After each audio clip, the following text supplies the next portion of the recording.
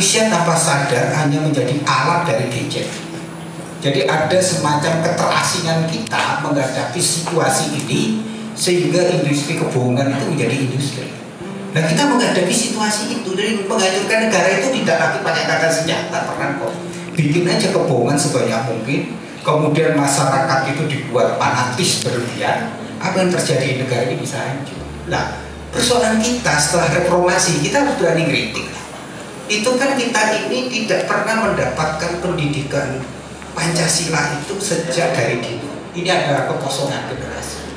Nah, selalu polemik kita adalah bahwa Pancasila sudah final, tapi problemnya adalah bagaimana aplikasi Pancasila itu menjadi gugus insting yang mempengaruhi cara berpikir, bertindak, bernalar, berrelasi. Untuk apa? Bagaimana terjadi keseimbangan antara pemerintah, pasar, dan warga. Maka disitulah yang sebenarnya nilai-nilai utama Pancasila itu ada. Apakah pengambil kebijakan, elit politik punya rasa ketuhanan? Kalau elit politik itu kan keteladanan, yang dikatakan Gus Wakil itu kan sebenarnya role model. Nah, role model itu di elit politiknya. Kalau elit politiknya tidak bisa menjadi role model, ya masyarakatnya tidak ada keteladanan. Contoh misalnya Hatta itu internasi Pancasila, sehingga Hatta sampai hayatnya mau beli sepatu Heli aja nggak bisa. Sampai hayatnya meninggal dia naku. Andai kata Hatta tidak punya pengetahuan takut akan Tuhan, dia tinggal telepon satu truk sepatu Heli. Mengapa? Ada rasa ketuhanan, rasa kemanusiaan, rasa persatuan, rasa kerakyatan itu, dan rasa keadilan itu, itulah Pancasila. Nah, ukurannya orang itu Pancasila tadi dia punya rasanya. Kalau orang punya rasa kemanusiaan, meskipun dia bersalah apapun, dia tidak boleh memperlakukan orang itu menjadi binatang, atau diperlakukan orang itu tidak boleh mencederai seseorang. Karena kalau orang melakukan kekerasan, dia melukai wajah Tuhan. Itu internalisasi nilai ketuhanan. Lah, orang memiliki rasa ketuhanan, punya rasa kemanusiaan, dan orang yang menebar kebohongan, kebencian, merusak martabat manusia, itu sebenarnya orang tidak punya rasa ketuhanan. Lah, kita bisa lihat ruang publik kita ini dipenuhi dengan kebohongan, fitnah, pencemaran nama baik, sara. Itu orang tidak punya rasa ketuhanan. Lah, mengapa dulu ada? Ya karena mereka, mohon maaf, dididik dalam pendidikan menjadi orang-orang yang menjadi jati dirinya. Jadi orang yang bisa mengatur dirinya. Dalam teori Maslow, orang yang bisa mengatakan dirinya itu sudah tercukupi pangan, dan datang. Tetapi pendidikan, nilai kemanusiaan itu, humanisme itu menjadi dasar mereka. Maka dikatakan Bung Teras Nara, zaman-zaman kemasan Republik itu, mulai dari Budi Utomo, Sumpah Pemuda, kemudian generasi 45, itu kan generasi Fajar Harapan Budi. Karena mereka memiliki visi tentang Indonesia merdeka itu. Nah, sekarang pertanyaan kita adalah bagaimana aplikasi Pancasila? Tapi tanggung jawab media. Karena media itulah sarana alat untuk menjaga persatuan. Kalau medianya itu tidak selektif dan media itu tidak menjadi role model, ya kita bisa menghancurkan bangsa ini. Maka media itu punya tanggung jawab besar untuk interaksi Pancasila menjadi arus kebijakan publik. Nah, sekarang pertanyaannya, bagaimana ideologi Pancasila itu menjadi living ideologi yang benar? Nah, ukurannya apa? Ini sulit. Kalau orang bicara ukuran orang Pancasila dan tidak, itu berat, Gus. Justru itu berat karena kriterianya, tapi orang punya rasa ketuhanan, rasa kemanusiaan, rasa persatuan, rasa kerakyatan atau rasa keadilan, itu cukup.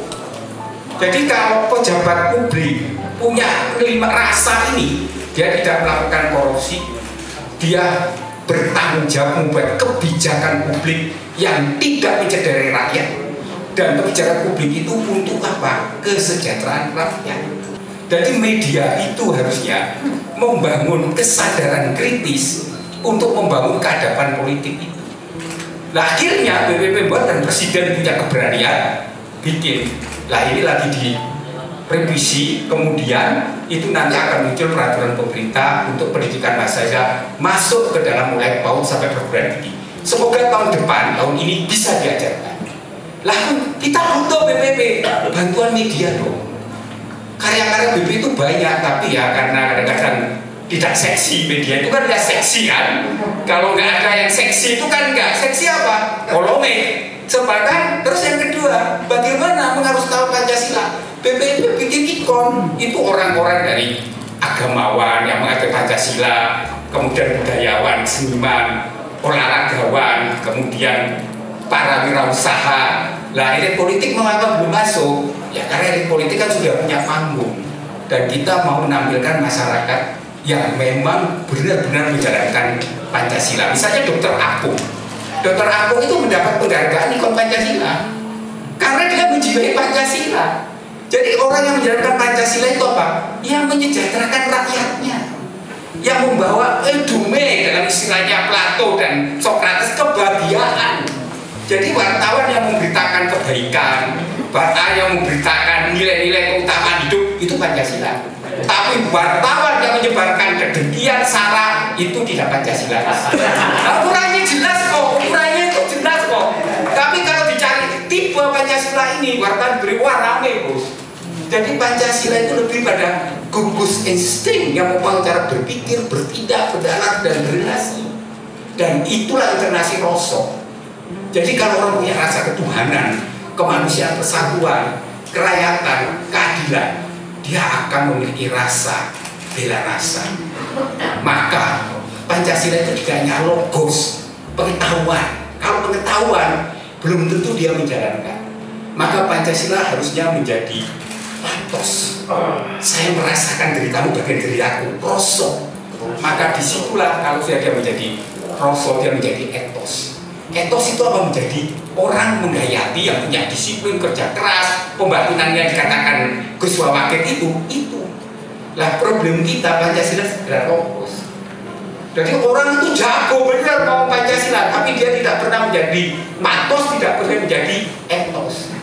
Lah tantangan kita ke depan adalah bagaimana keteladanan itu dimulai dengan elit politiknya. Maka kita rindu Soekarno-Hatta, Sarir, Tan Malaka, Kiai Hajem Asari, orang-orang hebat, Kasimo, itu orang-orang hebat yang menggayati Pancasila dalam laku. Ada kisah menarik, Sultan IX.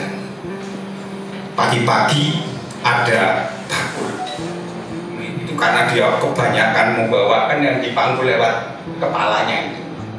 Tiba-tiba Sultan berhenti, ngambil barang yang bawa bakul itu, terus barang yang ini kan dulu kan ujung-ujung gitu, kemudian ditaruh di mobilnya, kemudian bakul itu diantar ke pasar.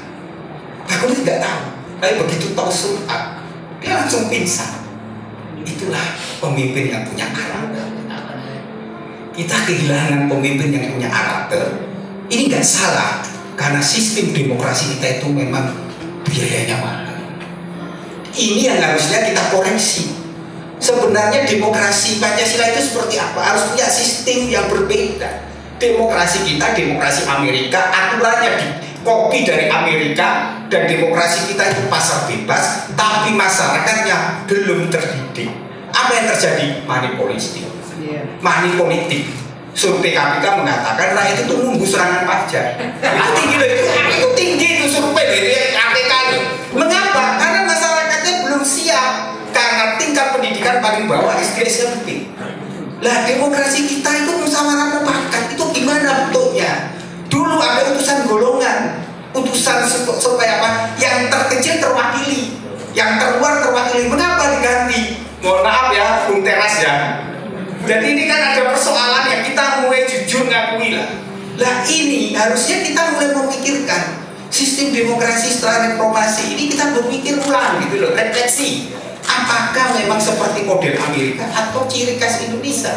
Ini yang harusnya menjadi proses dialektika kita, mencari demokrasi yang cocok dengan keindonesiaan. Ini sistem ekonomi. Saya akan menjawab begini. Bung Hatta mengatakan sistem Indonesia yang cocok itu peradaban itu koperasi. Bentuknya koperasi. Mengapa Bung Hatta mengatakan koperasi? Karena dalam koperasi itulah yang terkecil itu mendapatkan saham. Koperasi kan dapat saham. Lah problem kita Orde Baru menghancurkan koperasi itu. Karena koperasi tidak diurus secara profesional, pensiunan masuk di situ, korupsinya tinggi. Ini jujur aja, ini kan orangnya di Jerman koperasi itu kuat. Pak Teras tahu lah, di Jerman itu koperasi punya saham di BUMN. Maka Hatta mengatakan, nanti kalau ini sudah kuat, maka dia mengatakan dia juga harus mendapatkan akses seperti BUMN. Di Jerman koperasi punya usaha, punya pabrik, punya, tetapi sistem ekonomi Pancasila itu kan sebenarnya Bung Hatta belajar dari revolusi industri dulu. Ketika kapitalisme itu semua yang revolusi industri itu kan menjadi hak milik itu kan hidup-hidup.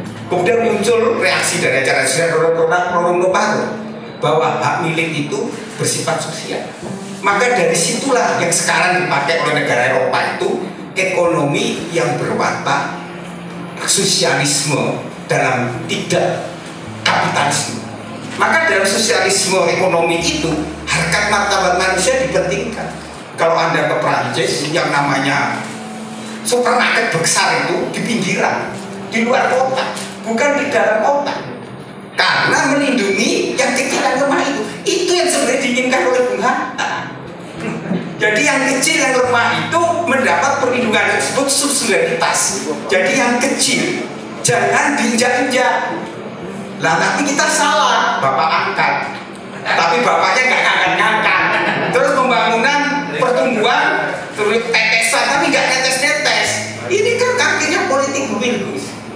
Konsep baik, tapi kalau nggak ada politik will kan semua itu dimanipulasi. Nah, bagaimana mengembalikan ini? Jadi bagaimana mengembalikan kembali ekonomi Pancasila ini menjadi sangat penting, menjadi jalan tengah dikatakan gitu. Sebab sekarang arus besar kapitalisme model era industri itu sudah tumbang. Sekarang orang bicara tentang ekonomi yang berkeadaban atau ekonomi yang membangun martabat kemanusiaan. Maka dalam era digital ini tumbang semua perusahaan-perusahaan besar. Akhirnya muncul era digital ini. Dalam era digital ini peluang besar industri kecil ini bisa besar asal negara ini melindungi. Karena dengan ini orang akhirnya yang small ekonomi itu menjadi sangat penting. Karena dengan industri digital ini yang namanya produk mereka, yang namanya konsumen itu bisa langsung berhubungan dengan produsen. Nah, ekonomi digital ini sebenarnya mampu membangun kekuatan menumbangkan dominasi pasar besar yang sentralisasi. Tinggal yang tadi dikatakan Bung Teras itu, apakah akses komunikasinya itu sampai ke yang bawah? Nah, di sini sebenarnya Kementerian Koperasi bertanggung jawab.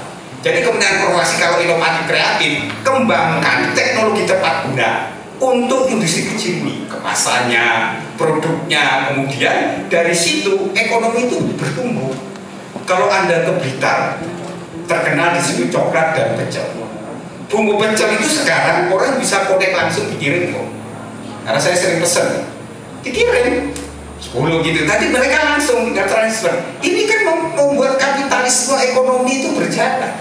Problem kita adalah pertama, bangsa ini punya karakter watak yang dikatakan Kuncoro Ningrat, bahwa dalam puncak-puncak kebudayaan itu bangsa ini kerap kali tidak bangga dengan produksi. Sehingga Mokhtar Lubis mengatakan bangsa ini selalu menjadi bangsa penerobos.